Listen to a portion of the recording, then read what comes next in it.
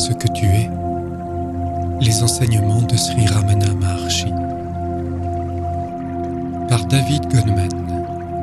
Traduction de Maurice Salem.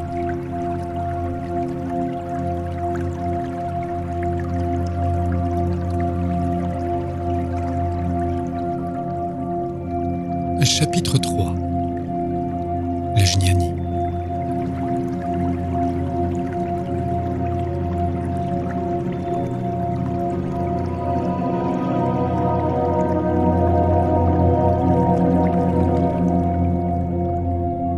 La différence entre l'homme attaché et l'homme libéré est que l'homme ordinaire vit dans le mental, inconscient de lui-même dans le cœur.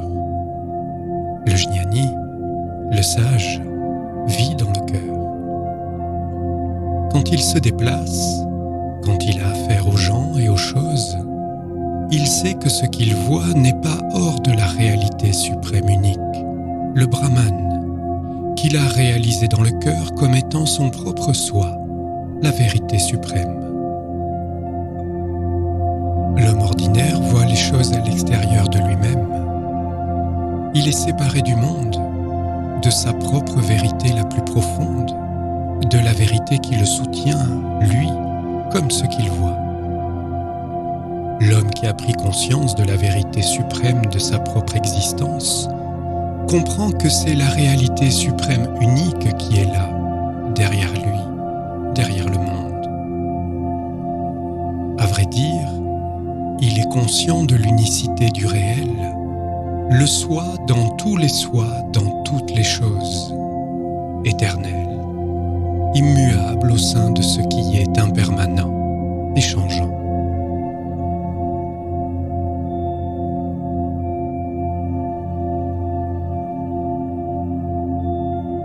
La conscience indifférenciée de l'être pur est le cœur. C'est ce que vous êtes en vérité. À partir du cœur s'élève l'affirmation « Je suis » comme la donnée fondamentale de notre expérience. Par elle-même, elle est d'un caractère absolument pur. C'est sous cette forme d'une pureté parfaite, non contaminée par l'activité, rajas, et l'inertie, tamas, que le jeu a l'air de subsister chez le Jnani.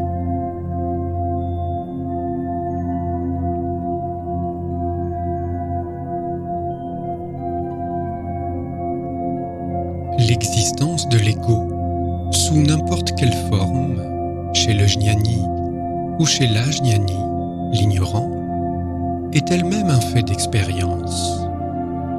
Mais pour l'Ajnani, induit en erreur par la pensée que l'état de veille et le monde sont réels, l'ego aussi semble être réel.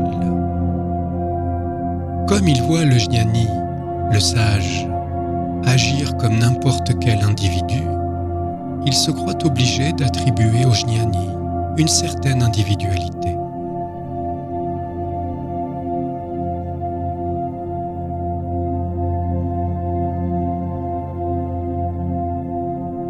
Chez le Jnani, la pensée « je » ou le sens de l'individualité ne fonctionne pas du tout.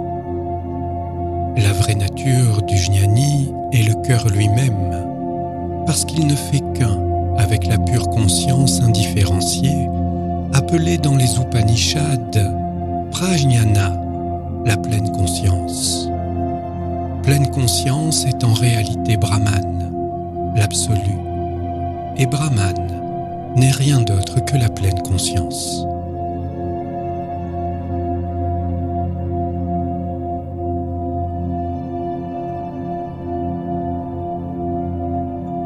Les propriétés principales de l'esprit de l'homme ordinaire sont tamas, la torpeur, et rajas, l'agitation.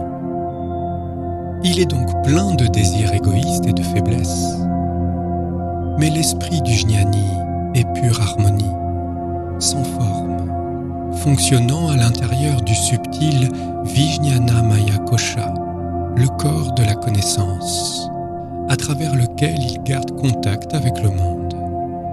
Ses désirs sont donc innocents.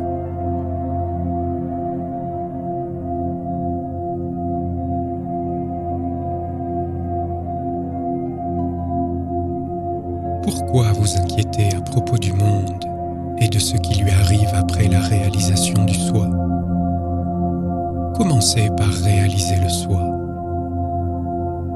Qu'est-ce que ça peut faire que le monde soit perçu ou non? Est-ce que la non-perception du monde pendant le sommeil vous aide en quoi que ce soit dans votre recherche? Réciproquement, qu'avez-vous à perdre dans la perception du monde? Il importe peu au jnani ou à l'ajnani de percevoir le monde ou non. Ils voient le monde tous les deux, mais leurs points de vue sont différents. En voyant le monde, le jnani voit le soi, qui est le substrat de tout ce qui est vu, tandis que l'ajnani, qu'il voit le monde ou non, est dans l'ignorance de son être véritable, le soi. Prenez comme exemple les images d'un film qui défile sur l'écran. Qu'y a-t-il en face de vous au commencement du spectacle? Simplement l'écran. Sur cet écran, vous voyez tout le spectacle et, selon toute apparence, les images sont réelles. Mais, essayez de vous en emparer. Qu'allez-vous saisir? Rien d'autre que l'écran sur lequel apparaissent les images. Après le spectacle, quand les images ont disparu, que reste-t-il? Encore une fois, l'écran. C'est la même chose avec le soi. Cela seul existe. Les images vont et viennent. Si vous vous raccrochez au soi, vous ne serez pas induite en erreur par l'apparition des images. Et cela n'aura pas d'importance si les images apparaissent ou disparaissent. Ne prêtons pas attention au soi. L'ajnani pense que le monde est réel de la même façon qu'il ne voit pas l'écran, mais seulement les images, comme si elles existaient indépendamment de ce dernier. Si l'on sait que sans quelqu'un pour voir, il n'y a rien à voir, pas plus qu'il n'y a d'image sans écran, on ne peut plus être induit en erreur. Le jnani sait que l'écran et les images ne sont rien d'autre que le soi. Avec les images, le soi est dans sa forme manifestée. Sans les images, il est dans sa forme non manifestée. Pour le jnani, le sage, il importe peu que le soi soit sous une forme ou sous une autre. Il est toujours le soi. Mais l'ajnani, l'ignorant, est rempli de confusion en voyant le jnani actif.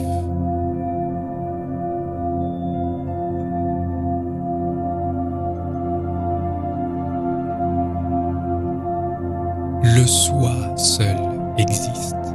Il n'y a rien d'autre.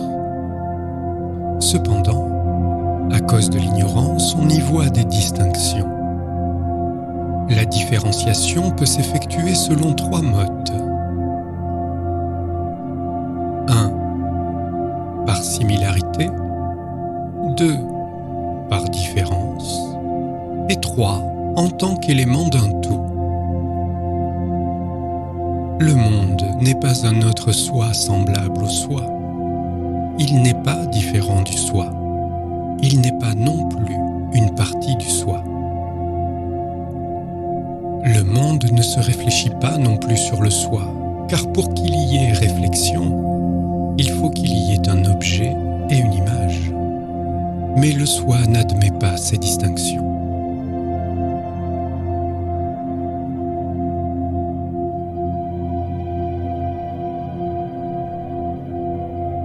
Un jnani a des rêves, c'est certain. Mais il sait que c'est un rêve de la même façon qu'il sait que l'état de veille est aussi un rêve. Vous pouvez les appeler rêve numéro 1 et rêve numéro 2. Le jnani étant établi dans le 4e état, Turiya, la réalité suprême, il voit avec détachement les 3 autres états, celui de veille, de rêve et de sommeil sans rêve, comme des images en surimpression. Pour ceux qui tiennent l'état de veille, le rêve et le sommeil pour un fait d'expérience, l'état de sommeil éveillé, qui est au-delà de ces trois états, est appelé Turiya, le quatrième état. Mais comme ce quatrième état seul existe vraiment, et que les soi-disant trois états sont dénués d'existence, Turiya est en réalité Turiyatita, cela qui transcende le quatrième état. Il n'y a donc pas de distinction entre les trois états de l'esprit pour le jnani. Comment pourrait-il y en avoir puisque l'esprit lui-même est dissous et absorbé dans la lumière de la conscience? Pour le jnani, les trois états ont tous le même degré d'irréalité. Mais l'ajnani, l'ignorant, est incapable de saisir cela parce que pour lui, le modèle de la réalité est l'état de veille, tandis que pour le jnani, la norme de la réalité est la réalité elle-même.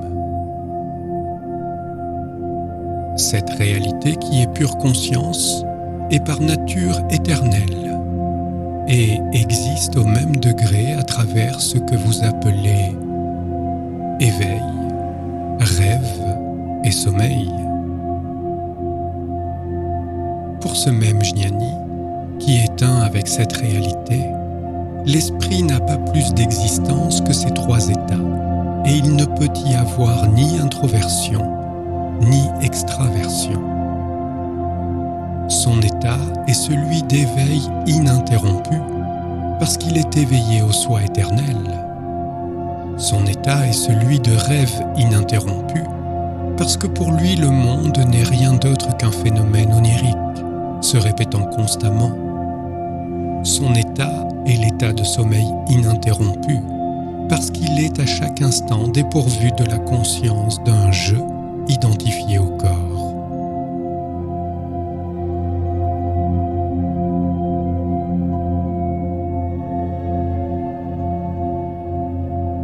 Le jnani conserve les sensations, de même que la présence au corps. Cette dernière est commune au jnani, aussi bien qu'à l'ajnani, avec cette différence que l'ajnani, l'ignorant, pense que le je n'est que le corps, tandis que le jnani sait que tout appartient au soi, ou que tout cela est Brahman. Si la douleur est là, qu'elle y soit, cela aussi fait partie du soi. Le soi est parfait.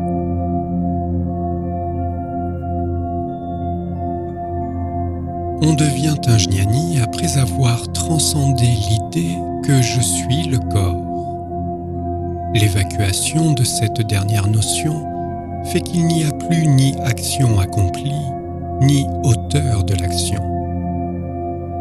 De cette façon, le sage n'engendre pas de karma, c'est-à-dire qu'il n'accomplit aucune action. C'est cela son expérience. Autrement, il n'est pas un jnani. Par contre, l'ignorant identifie le jnani à son corps, ce que le jnani ne fait pas.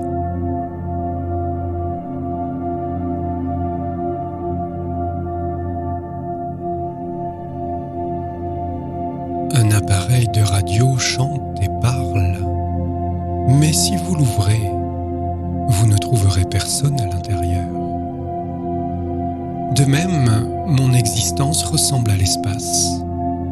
Comme la radio, ce corps parle, mais à l'intérieur, il n'y a personne qui soit l'auteur de cette action.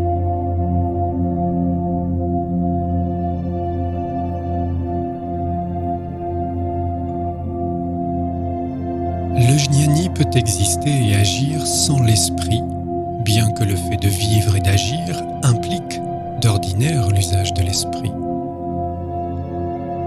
Le tour du potier continue sur son élan même quand le pot ayant été façonné, le potier cesse de le lancer. De même, le ventilateur continue à tourner pendant un certain temps après qu'on ait coupé le courant. la partie du karma que nous devons épuiser dans cette vie a créé ce corps et l'engage dans des activités, quelles qu'elles soient, correspondantes à son destin. Mais le jnani n'est pas impliqué par ces activités, parce qu'il n'a pas la pensée d'en être l'auteur. Il est difficile de comprendre comment cela est possible. La comparaison que l'on fait souvent est que le jnani accomplit des actions un peu comme un enfant réveillé de son sommeil pour manger, mange, mais ne se rappelle plus le lendemain matin qu'il a mangé. Il va sans dire que toutes ces explications ne sont pas pour le jnani.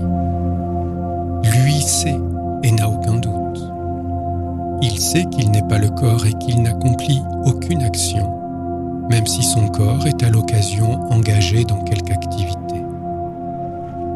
Ces explications sont pour le spectateur qui ne peut s'empêcher d'identifier le jnani à son corps.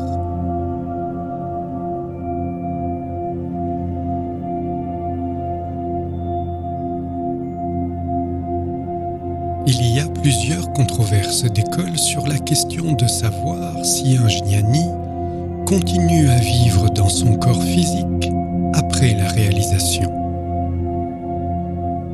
Certains croient que quelqu'un qui meurt ne peut être un jnani parce que le corps de ce dernier devrait disparaître sans laisser aucune trace et autres bizarreries. Si un homme devait abandonner son corps à l'instant même où il a réalisé le soi, je me demande comment une quelconque connaissance du soi ou de l'état de réalisation aurait pu être transmise à d'autres hommes. Et dans ces conditions, tous ceux qui nous ont livrés dans des livres les fruits de leur réalisation du soi ne devraient pas être considérés comme jnani, parce qu'ils ont continué à vivre après leur réalisation.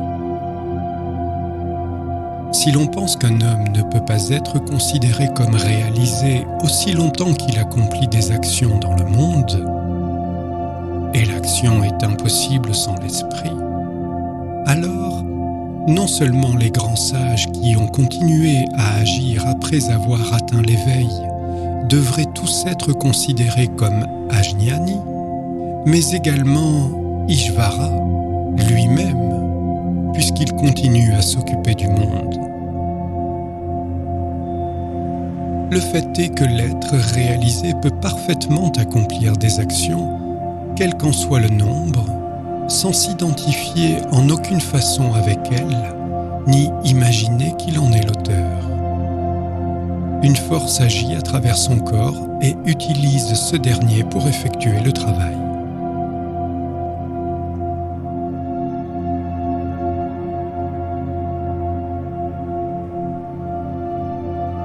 Celui qui n'est pas réalisé considère le jnani comme une personne et l'identifie au corps qu'il voit devant lui. Parce qu'il ne connaît pas le soi, il prend ce corps pour le soi et commet la même erreur en ce qui concerne l'état profond du jnani. Encore une fois, celui qui n'est pas réalisé, bien qu'il ne soit pas l'auteur des actes, s'imagine l'être et croit que les actions de son corps lui appartiennent. De la même manière, il pense que c'est le jnani qui est en train d'agir quand le corps de ce dernier est actif. Mais le jnani, lui, connaît la vérité et n'est pas dupe. La condition du jnani ne peut pas être appréhendée par l'ajnani, et par conséquent, la question de savoir si le sage est susceptible de commettre des péchés ne se pose qu'à l'ajnani, et en aucun cas elle se pose au jnani. S'il pense être celui qui agit, il doit déterminer quelle est la nature des actions. Le soi ne peut pas être celui qui accomplit. Trouvez qui est l'auteur de l'acte, et le soi se révélera.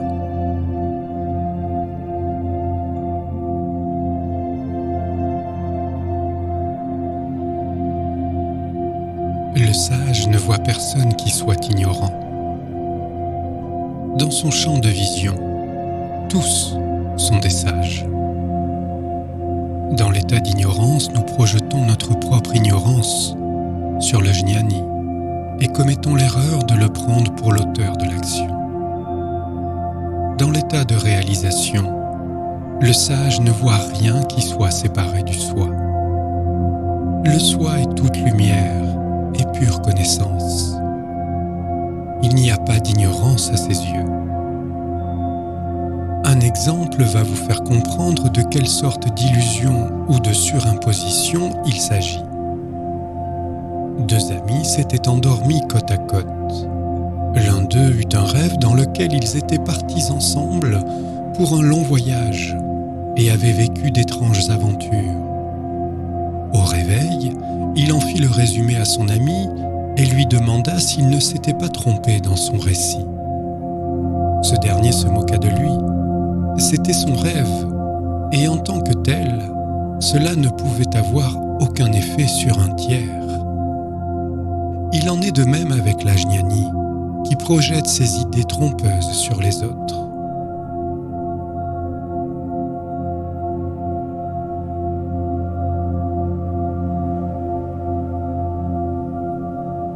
Le sens de l'égalité est la véritable marque du jnani. Ce terme même d'égalité implique l'existence de différences. C'est l'unité perçue par le jnani à travers toutes les différences possibles que j'appelle égalité. Égalité ne veut pas dire ignorance des distinctions. Obtenez la réalisation et vous verrez que ces particularités sont très superficielles et non pas substantielles ou permanentes. Sous toutes ces apparences, ce qui est essentiel, c'est la vérité une, le réel. C'est ce que j'appelle l'unité. Vous parlez du son, du goût, de la forme, de l'odeur, etc. C'est vrai, le jnani se rend bien compte des différences, mais à travers ces dernières, il voit toujours et ressent la réalité unique. C'est pourquoi il n'a pas de préférence. Qu'il voyage, parle ou agisse, c'est toujours dans cette réalité unique qu'il agit, parle ou voyage. Rien ne lui appartient en dehors de l'unique vérité suprême.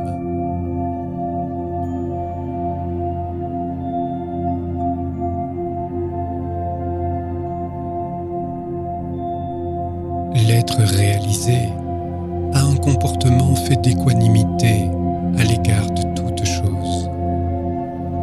Et comme Patanjali le dit dans les Yoga Sutras, amitié, bonté, joie et autres attitudes similaires lui deviennent naturelles.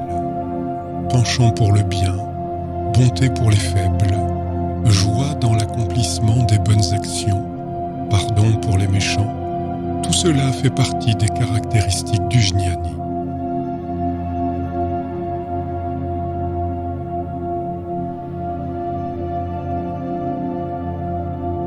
Vous vous interrogez à propos des jnani. Rien ne change en eux, quel que soit l'état ou la condition, puisqu'ils connaissent la réalité, la vérité. Dans leurs occupations journalières, telles que se nourrir, voyager, etc., les jnani n'agissent que pour les autres. Ils ne font rien pour eux-mêmes. Je vous ai déjà dit à plusieurs reprises que de même qu'il y a des professionnels payés pour pleurer aux funérailles, de même, les jnani accomplissent des actions pour l'amour des autres, avec détachement et sans en être affectés. Le jnani verse des larmes avec ceux qui pleurent, rit avec ceux qui rient, s'amuse avec ceux qui aiment jouer, prend le temps de chanter avec ceux qui chantent. Qu'a-t-il à perdre ? Sa présence est comme un miroir d'une transparence pure. Il réfléchit l'image exactement comme elle est, mais n'étant qu'un miroir, n'est pas affecté par les actions. Comment un miroir ou le cadre sur lequel il est monté pourrait-il être affecté par l'image ? rien ne les affecte, car ce ne sont que des supports. Par contre, ceux qui s'agitent dans le monde, les auteurs de tous les actes, les ajñānis, les ignorants, doivent décider pour eux-mêmes quel chant et quelle action servent le bien du monde, ce qui est en accord avec les Écritures et ce qu'il est possible de faire.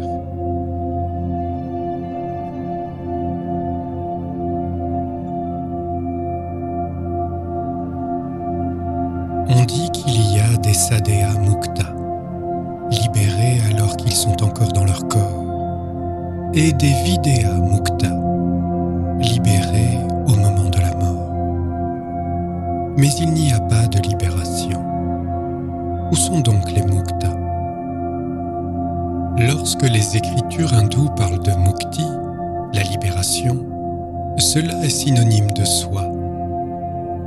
Libéré dans ce corps ou libéré au moment de la mort, tout cela c'est pour l'ignorant. Le jñāni n'est pas conscient de libération, pas plus que d'asservissement.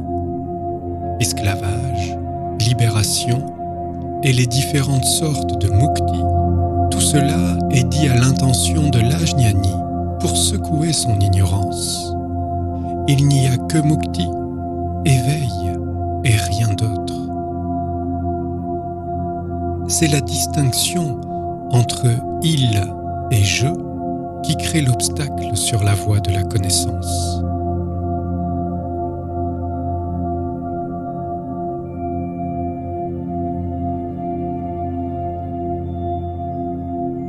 Shankara nous a dit qu'après la dissolution de la forme grossière, l'homme libéré devient comme l'eau versée dans l'eau ou l'huile dans l'huile. C'est un état dans lequel il n'y a ni limitation ni libération. Prendre un autre corps veut dire jeter un voile, si subtil soit-il, sur la réalité, ce qui est une limitation. La libération est absolue et irrévocable.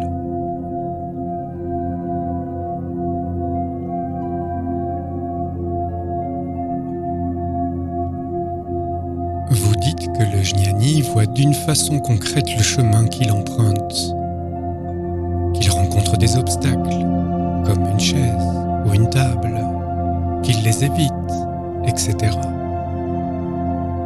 Mais tout ceci se passe dans la vision de qui? Celle du jñāni ou la vôtre?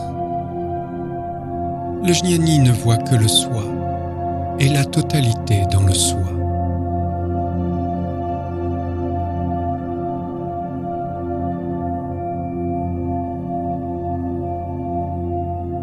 Pour comprendre de façon claire cet état naturel intérieur du sage, prenez par exemple un miroir.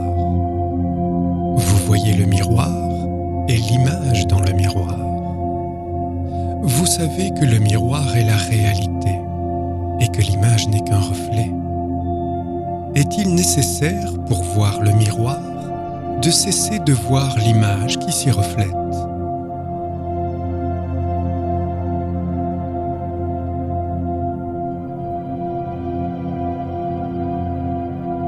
L'esprit du jñāni n'est connu que du jñāni. On doit être soi-même un être réalisé pour comprendre notre être réalisé. Néanmoins, la paix de l'esprit qui se répand dans l'atmosphère du sein est le seul moyen par lequel le cherchant peut appréhender la grandeur du sein.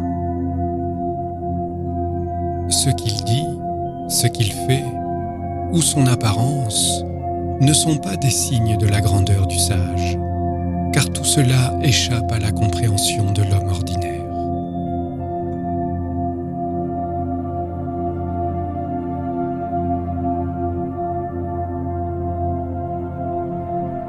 Il est dit dans les Écritures que le sage est comme un enfant, car d'une certaine façon, l'enfant ressemble au jñāni. Les événements n'intéressent un enfant d'autant qu'ils durent. Il cesse d'y penser dès qu'ils disparaissent. Il est donc manifeste qu'il ne laisse aucune impression sur l'enfant, et que son esprit n'en est pas affecté. Il en est de même avec le jnani.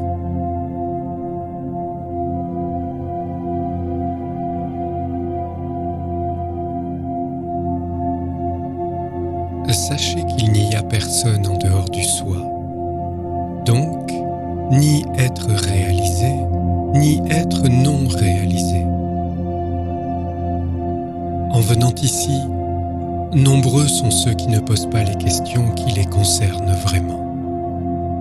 Ils demandent « Est-ce que le libéré vivant voit le monde ? Est-il affecté par le karma ? Qu'est-ce que la libération après avoir quitté son enveloppe charnelle ? Est-on libéré seulement après avoir quitté son corps ou pendant qu'on est encore vivant ? Et le corps du sage va-t-il se résoudre en lumière ou disparaître de notre vue d'une quelconque autre façon ? Peut-il être libéré alors que son corps est abandonné à l'état de cadavre ? Leurs questions sont sans fin. Pourquoi tant de sujets d'inquiétude ? Est-ce que la libération consiste à connaître les réponses à ces interrogations ? C'est pourquoi je leur dis « Laissez la libération tranquille. Y a-t-il ici même un quelconque asservissement ? Reconnaissez-le. Avant toute chose, voyez-vous vous-même.